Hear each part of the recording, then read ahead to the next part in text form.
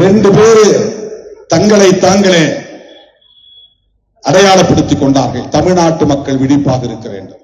ஒரு தம்பி இப்ப புதுசா கட்சியை தொடங்கிய தம்பி, அவருக்கு ஒரே ஒரு அஜெண்டா தான், ஒரே கட்சி ஒரே அஜெண்டா. அவருக்கு என்ன அப்படின்னா ஒரே அஜெண்டா தான்.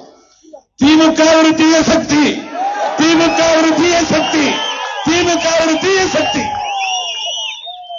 நீங்க திமுகவை திட்டத்தை பத்தி எங்களுக்கு ஒன்றும் கவலை இல்லை, எங்களுக்கு அதுல ஒன்றும் பிரச்சனை கிடையாது. நீங்க யார் என்பது தெரிந்து விட்டது.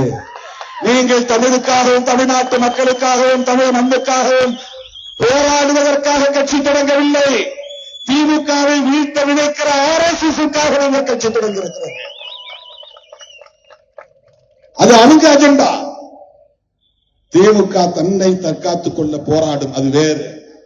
திமுகவை அழிக்க முடிந்தால் அழித்துக் கொள்ளுங்கள், அதற்கு எங்களுக்கும் சம்பந்தமில்லை.